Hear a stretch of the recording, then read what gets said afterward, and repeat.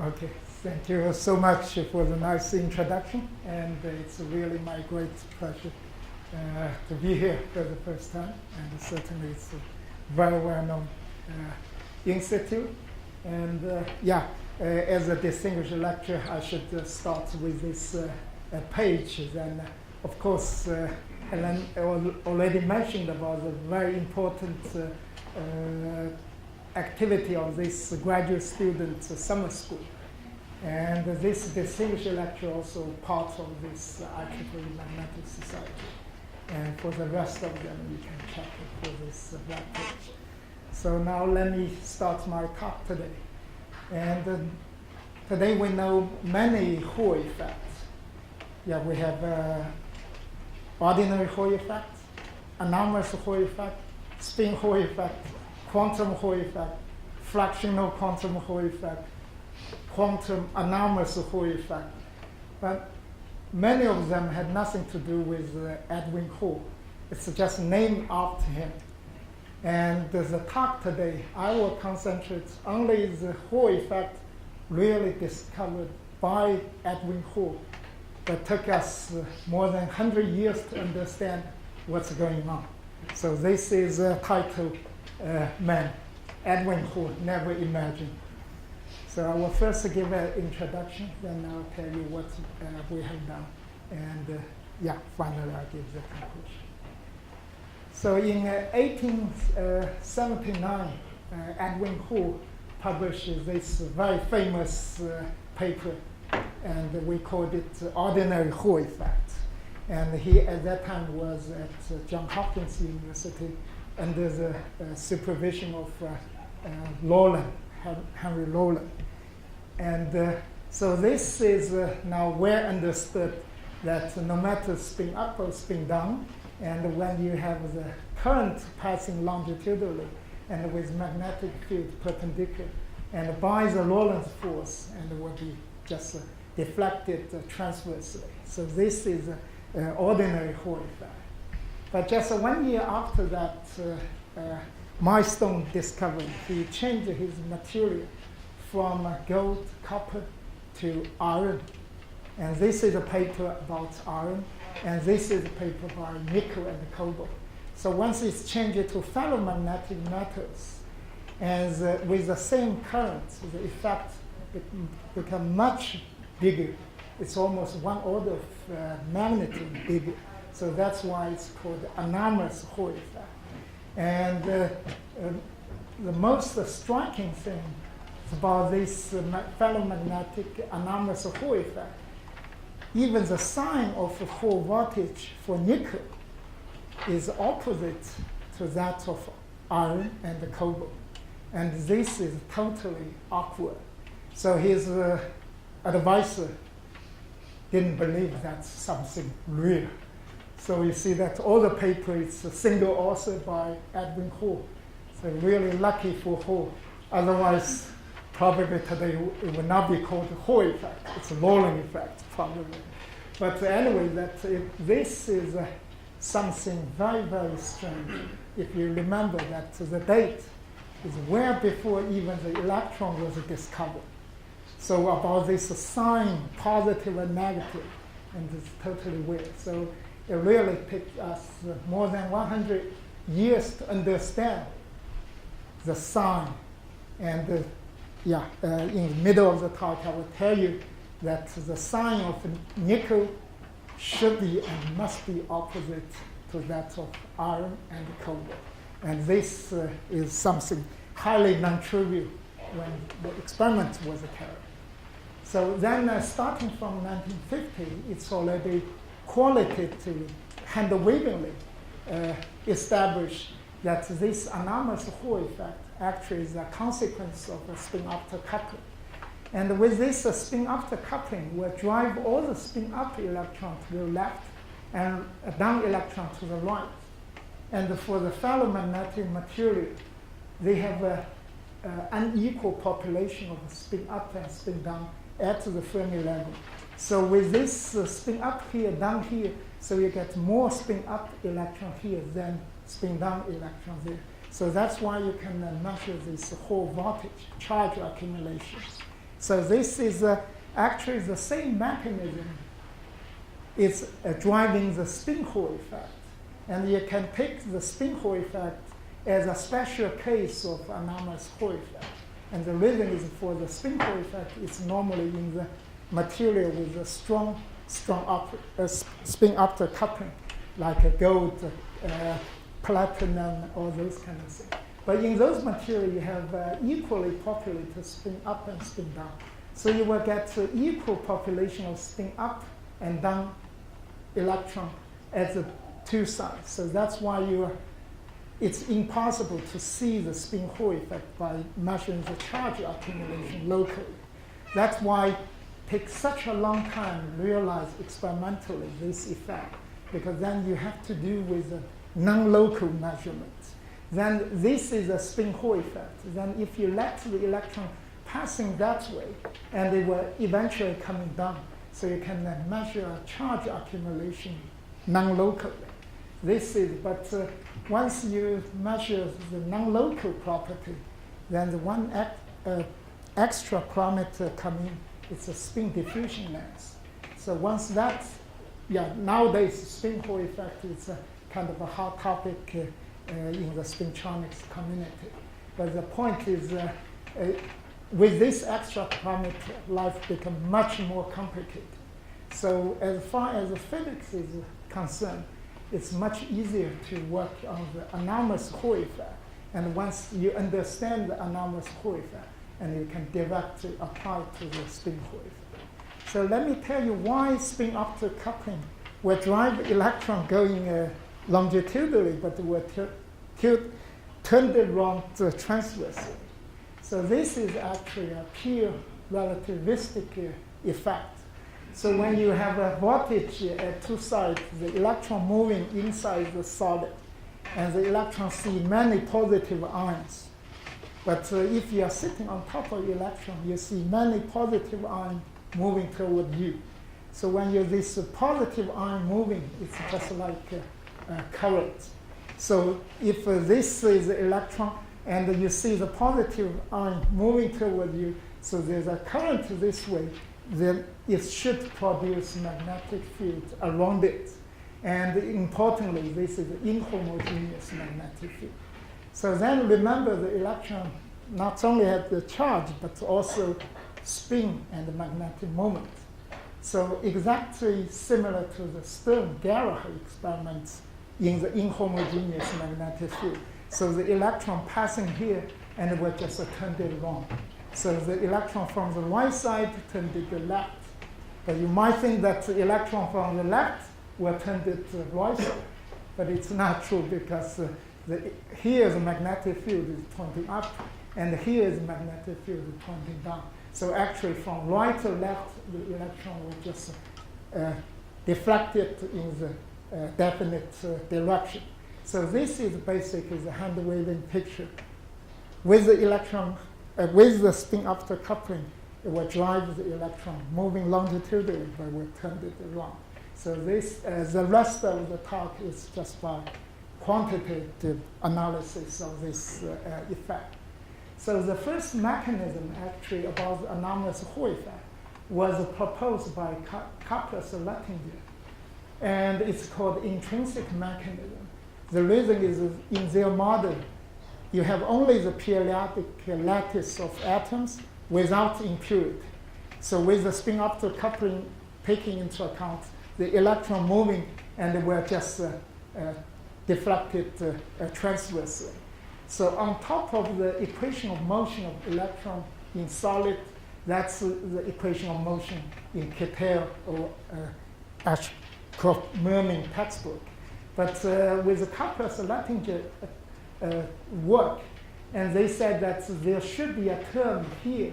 This is called anomalous velocity term.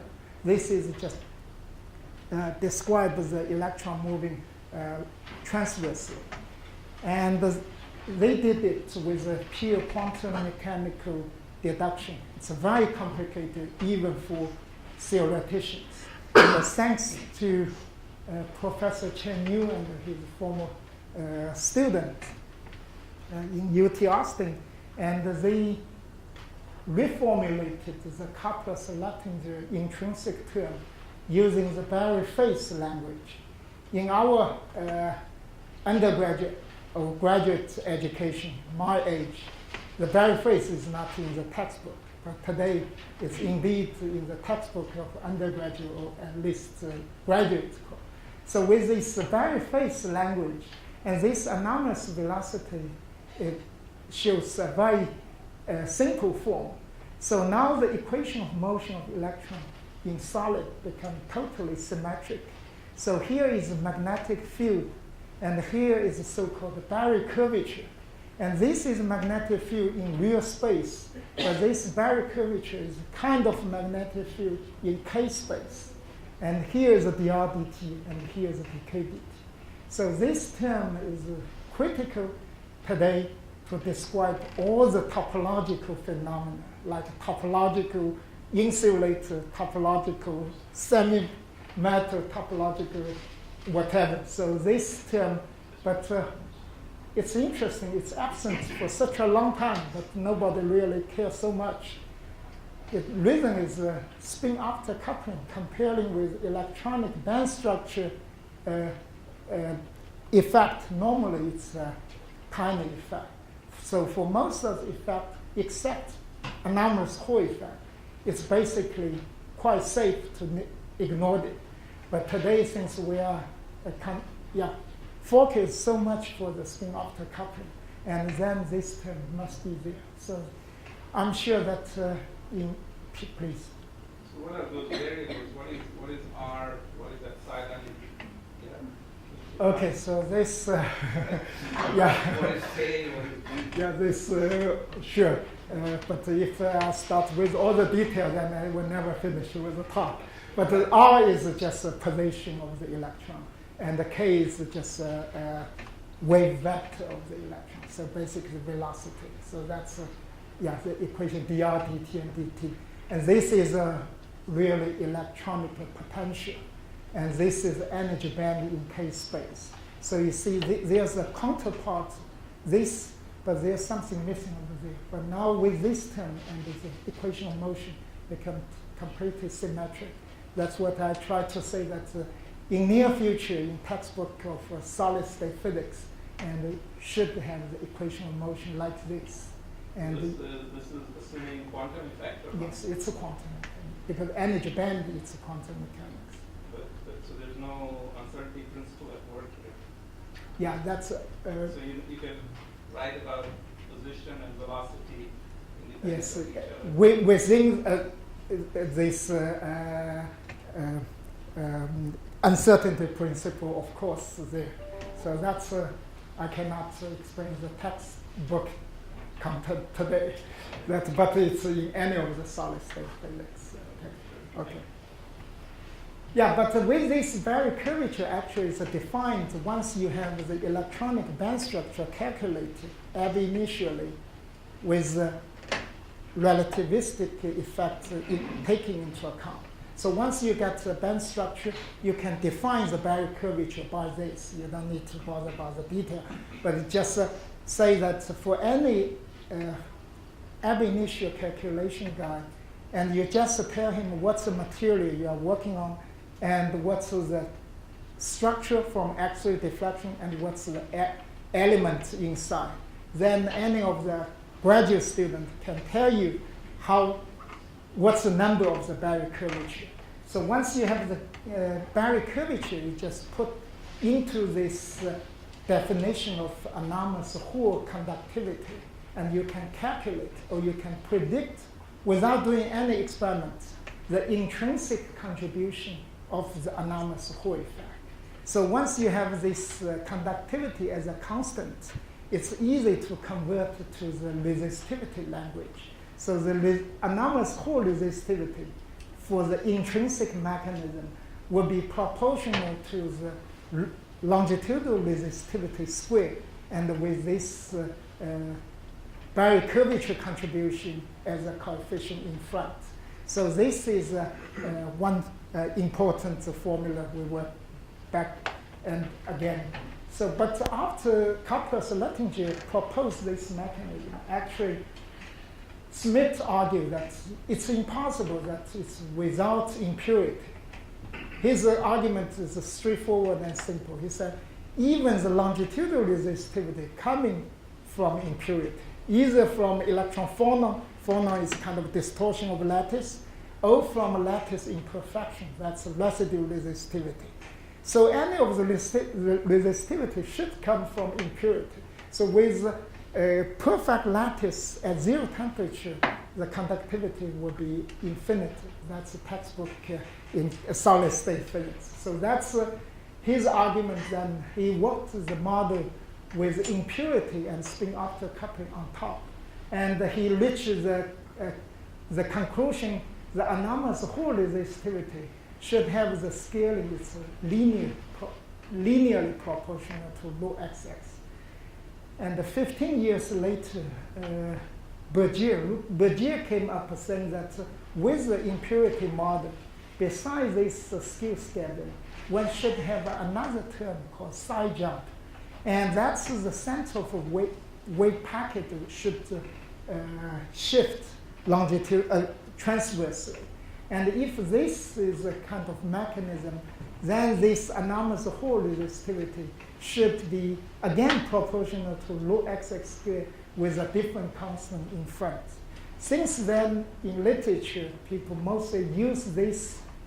So the linear term as a skew scaling, and this could be intrinsic or the side jump.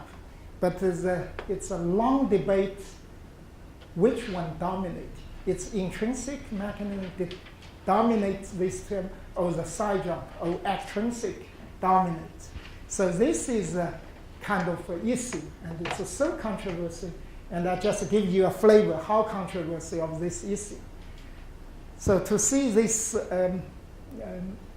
this paper itself is quite famous by Hirsch. Today, I don't know if you know that he's more famous by his H factor.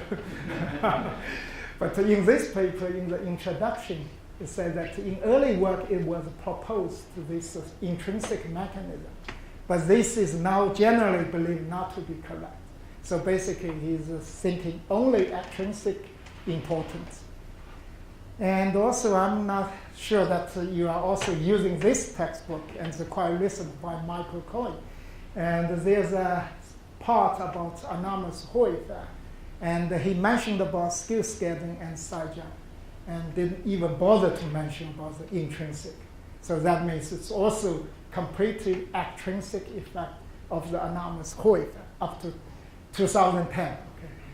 But on the other hand, if you look at those theoreticians, their point of view, so in Review of Modern Physics by Nagosa, Sinova, and Alan McDonald, and the review paper in 2010 with the title of Anomalous Hall effect. In the abstract, it's clearly saying, in concert with the first principle electronic structure calculation, strongly favor the dominance of this intrinsic mechanism. So it's just the opposite. And another review article also in 2010 by Chen Yu and his collaborators certainly agree with this previous theoretical review. And in the abstract, it's more explicitly, it says that which leave little room for side jump contribution. So it's totally opposite. And in 2012, by Sadamichi Maikawa and his collaborator, and the paper was when it was in Arcade, and the title was, Does the Side Jump Effect Exist? So in the abstract, it clearly says that after their model calculation, this implies that the side jump effect is practically irrelevant for spintronics. Only skew scaling and intrinsic are important. But 1 year later, when the paper is finally out in Journal Physics Letter, and the title has been changed, but abstract is the same. So it's just saying that, okay, it's one school saying that it's completely extrinsic, and one school is completely dominated by intrinsic. So that's a kind of issue when we started to work on that. And we had, before the work, we had the reflection that all the theoretical models, they have the kind of a picture with the periodic lattice of atoms as one, with one kind of impurity, either phonon or lattice imperfection, but not simultaneously together. But so this is all based on single type of scattering. But in real material, we know that there's a Matthiasson rule. So the total resistivity at least has two parts. One is from lattice imperfection, like vacancy, add atom, dislocation, all those kind of things. This will give you this residue resistivity. But then you have this electron phonon part, definitely there when you have the temperature above zero temperature. So in the theoretical model, when the form written this way, its total resistivity or the partial resistivity, it's the same thing, because there's only one kind of impurity. It's the total and the partial. But in reality, we have partially, we have two kinds of contribution, and we have only one total resistivity. So this is very important that experimentally to establish the rule or the relation that anomalous Hall resistivity should scale with the total resistivity alone, or it will also depend on the residue of this electron phonon part. So this is actually an issue. It's not automatically only as a theoretical formula looks like. So this is a kind of issue. Now let me tell you our approach. So once you want to establish a scaling, and you normally want to change the residue resistivity by doping. So tune with the impurity and the temperature. Temperature, you change this. By impurity, you change the residue. So it sounds very reasonable. But if you read the paper in literature, many of the papers talking about those residue resistivity with alloy kind of AX, B1 minus X. If X is something below 3%, I will take it as kind of impurity. But if it's 5%, 10%, 20%, it's not impurity anymore. It's alloy. And remember this intrinsic and extrinsic subtlety. So once you have alloy, then the electronic band structure will change. Then the baric intrinsic part will change accordingly.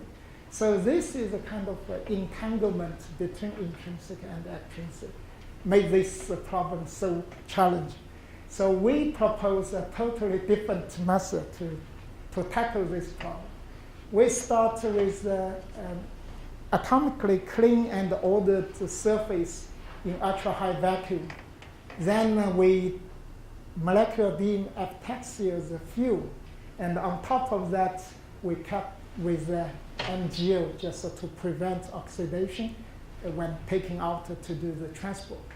And the film thickness should be controlled in such a way that it's thick enough.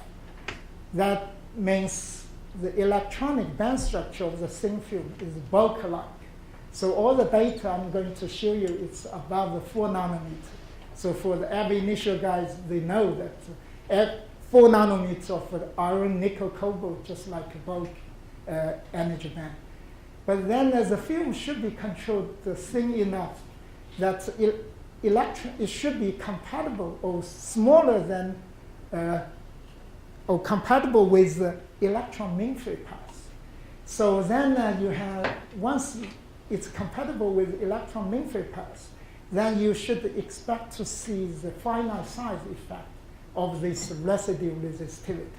So as, now we propose that just tune the film thickness, and with the interface fixed, and it's better control the parameter and of course temperature. And let me show you that this finite size effect is definitely there. So once you, from the EM course, you probably remember this resistivity is material dependent. Copper, iron, gold have different resistivity. But that's only the bulk material and with electron phonon contribution. But if you are talking about nano-size field, this finite size of resistivity will be there. So this is a very important part. And with a picture to show why you have the finite size effect, you will have this longitudinal resistivity change. So basically, you're working with a thin field. You apply voltage and the electron. It's back and forth from interface and also some impurity interior. And with the MBE ground sample, those interface scattering are kind of dominant than this kind of thing. So they, since 1960, by Corti and others, there's a different way to look at this thin film electronic transport. In reality, electrons are really going this way and that way. But he said that you can view this thin film system as a kind of effective bulk material. Here is a kind of partially reflected, and you can see it's just scattered but partially transmitted. So this is a kind of, you are working in reality a thin film, but you can think about this system as a bulk material. So that you have a scattering here and a scattering here and a scattering here. So when you reduce the film thickness and the density of this kind of artificial impurity increase accordingly. But this kind of things, it's a fix. So this is a kind of ideal case. You tune the impurity density by the film thickness. And it's valid only when the mean-free path is compatible with the film thickness. If you have thick enough, no matter what you change the thickness, it won't change. So this finite size effect is really finite size. So this is a kind of idea we adopted in our work. So for those you probably not familiar with anomalous Hall effect, let me just show a couple of slides to tell you how we measure anomalous Hall effect. So when you come with a magnetic metal, normally the magnetization is in plane. So you apply the current in plane, but apply the magnetic field perpendicularly. So then you plot the whole voltage or whole resistivity as a function of applied magnetic field H. Then the first part is quite a dramatic increase. This is just correspond to the magnetization from in plane to outer plane. But once it's kind of saturated with the magnetization perpendicular, you further increase the magnetic field. It will have a minor change coming from this ordinary Hall effect because it's proportional to D. But then you just extrapolate back to the zero field and get rid of this term, and this is anomalous Hall resistivity.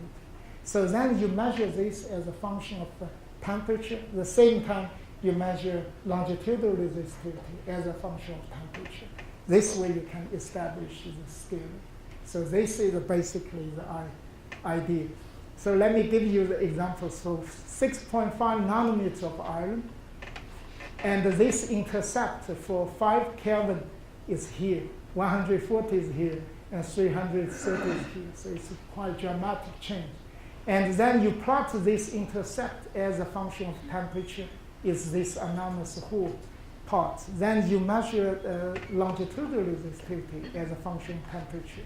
So then for the fixed temperature, you read out this low anomalous as a function of low XX. When you change the temperature, the scaling will be established. So this is a part you establish the scaling. But then certainly we are working with many different field thickness. So you analyze all of them together with a single model, single set of parameters, and you can get the result in the following. So our starting point to analyze the data, again, is Mathiassen's rule. So this is a two-part. And there's a very nice theoretical paper by Patrick Bruno and his collaborator in 2001.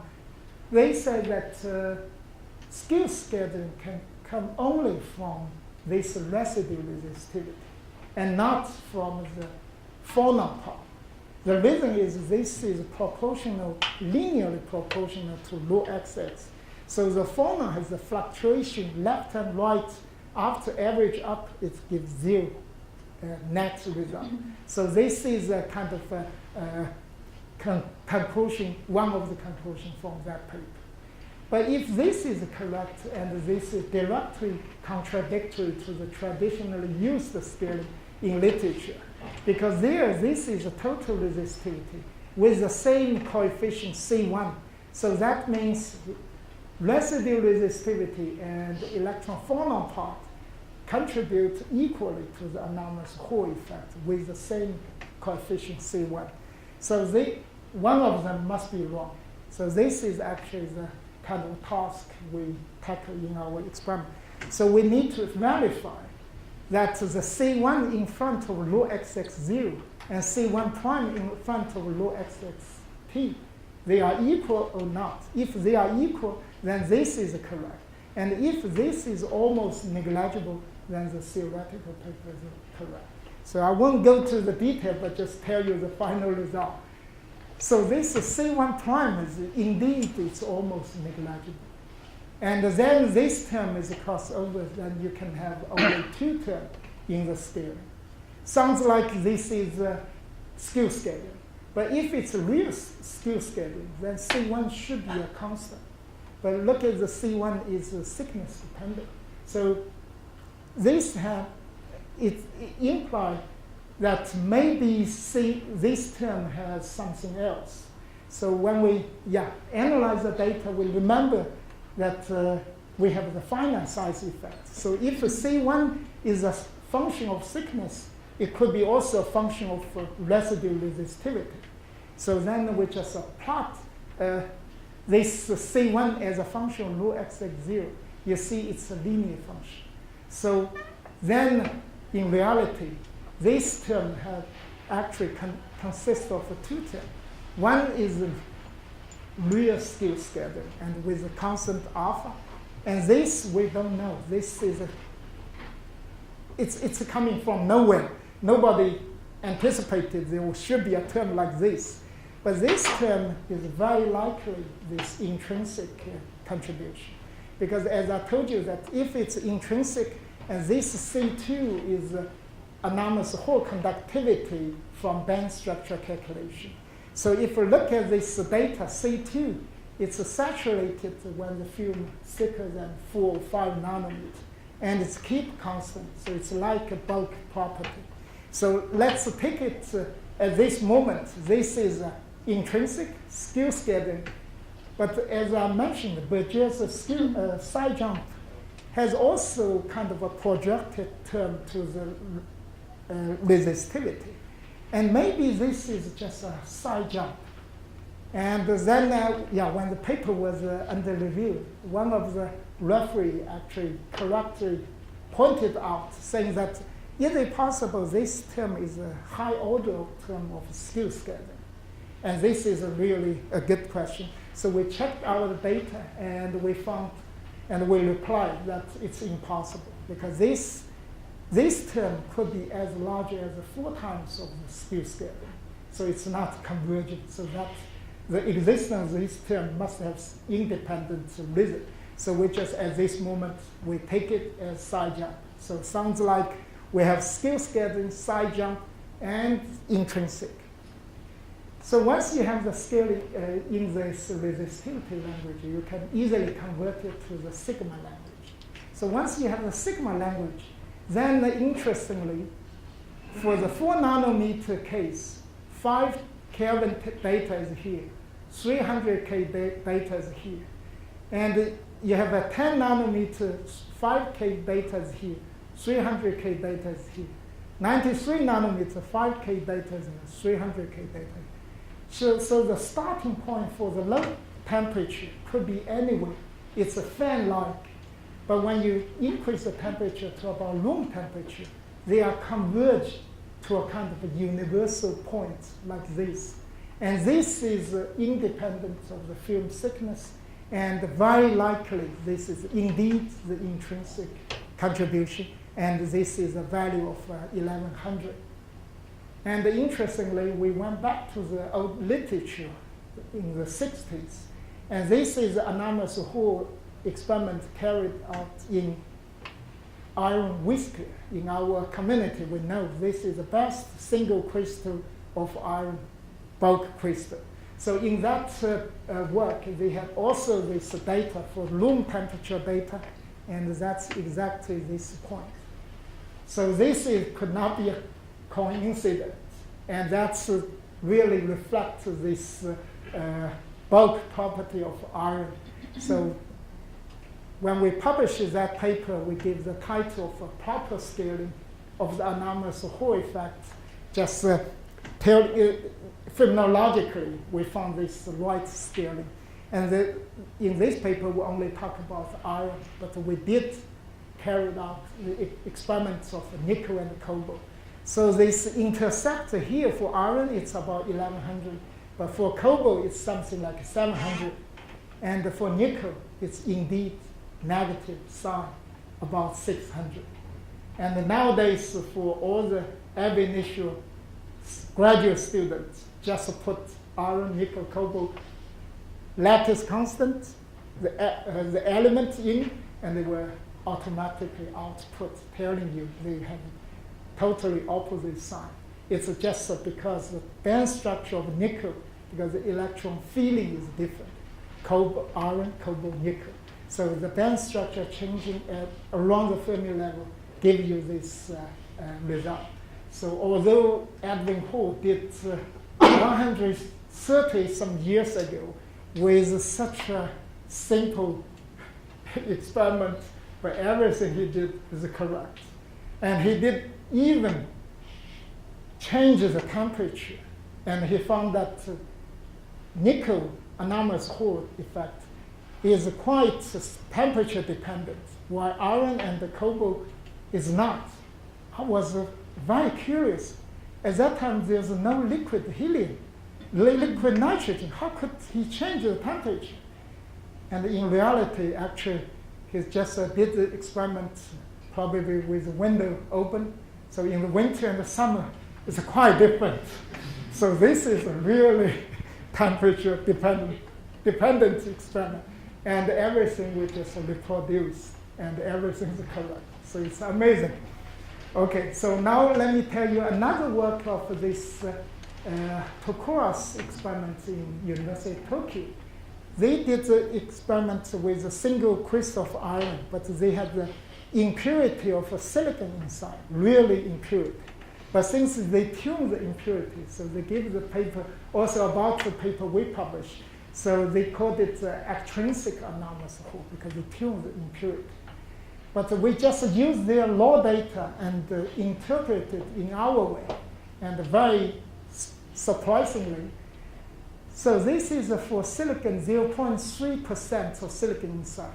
5 Kelvin data is here, 300 K data is here. And the 1% of silicon, 5K data is here, 300K data here. You see that they collect on top of each other. And actually, the most important is the intercept. Again, it's about 1,000. So with all these experiments together, I try to convince you that this intercept is indeed the intrinsic property of iron. It then really depends on the thin film approach, iron whisker, or with bulk crystal with impurity. So this is kind of one very important conclusion for this debate. So this intrinsic contribution is definitely important for the high temperature case. And this is one important point. And the smoking gun evidence for the Barry curvature intrinsic, actually it's done by my friend in Tsinghua University in Beijing. They just a couple of years ago realized this quantized anomalous Hall effect. And in that case, because you see the plateau, quantum plateau, and the impurity is completely irrelevant. Otherwise, it would not give you this universal value. So this is a smoking evidence. So by saying that, I think that the intrinsic part is definitely there. Then how about the side jump? Once the intrinsic is there, what about the side jump? So the difficulty in literature is because you normally do the anomalous Hall effect in ferromagnetic material. With the ferromagnetic material, you always have this Barry curvature contribution. And on top of that, you try to take the side jump out. That's really challenging. So now we are asking that is it possible to work with a system without intrinsic Barry curvature contribution? And then if you can get rid of this, and the task will be much simpler. You just try to identify if this term is still there. If it's there, and side jump is there. Otherwise, it's not there. So indeed, we know that nickel-copper alloy, when copper is rich, it's a paramagnetic. Nickel rich is ferromagnetic. So we are working in the regime when the system is paramagnetic. So you don't get this Barry curvature contribution, but you have a lot of nickel impurity inside. So this extrinsic effect will be definitely there. So I don't want to go to the detail, and it's also an ambiguous sample. But the task is becoming very simple. You just plot this as a function of rho x of 0. And if the curve coming with almost horizontal, then this term is not there. It's only skew scattering. Otherwise, this term is there. So this is the final result.